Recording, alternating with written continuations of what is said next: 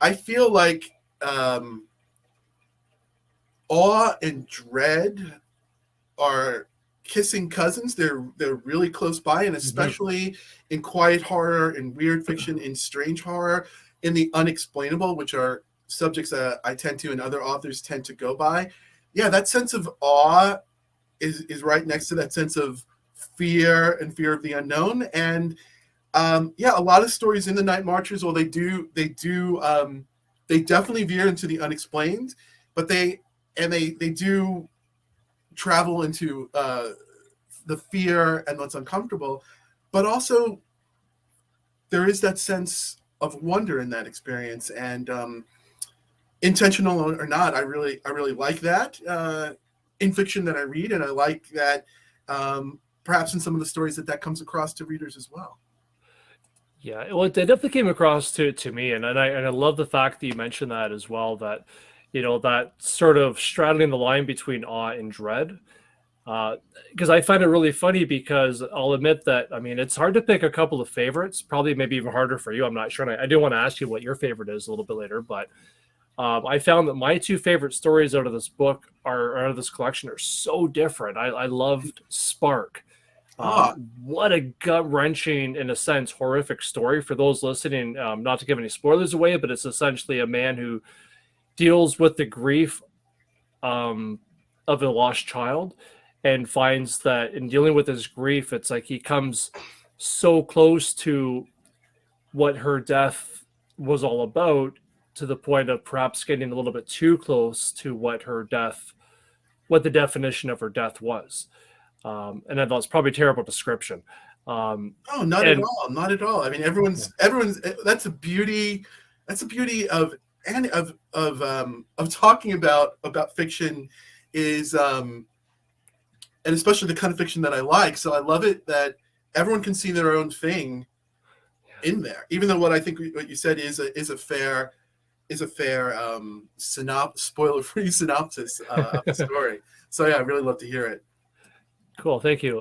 And it's interesting because I know that on the flip side of that, my other favorite story that I had in there, and I just completely my brain just ran off of the trains as to which one it was.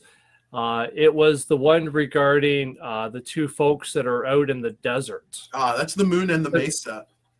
Yes, the Moon and the Mesa. Thank you, thank you. I know I should be fresh in my memory here.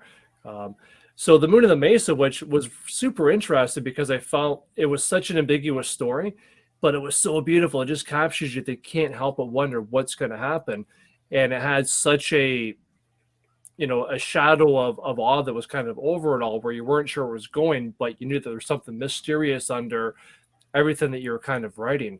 Do you find like when you're writing your stories and you set out to write a story, Dan, like do you find that that's something that you always have in mind that you kind of want to keep that ambiguity at the forefront of what you do, which I know sounds like a bit of an oxymoron, or is it something you find you read it and then you're like, oh, huh, yeah, I guess that's doesn't really it's not very clear what the story is about until you've read the story as a whole.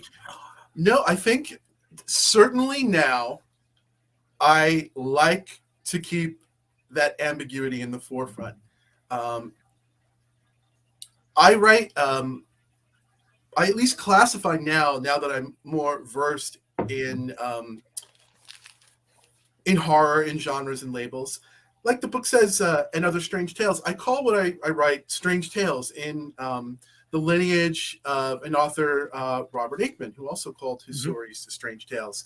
Yeah. And I like to use the term intentional ambiguity. And I'm glad that you mentioned those two stories, especially Spark, because a lot of what I like as a reader is when a story could have at least two definitions, two theories of what's happening. Not ambiguous and confusing, ambiguous and unclear are not should not be used interchangeably. Like in Right. Spark, you focused on the psychological side, that this is a story about grief. This is a story about what this man might be doing out of a psychological reaction to trauma. On the other side of it is it has to do with fire, and there very well might be something supernatural about that fire. Is it one or the other? both of us can have a wonderful discussion till the cows come home about Oh, you know, which is which. So I yeah. like stories that have this tension, this play between the psychological and the supernatural. So I do, at least now, I like to keep that in the forefront. I think decades ago when I first started out, I was doing it instinctually.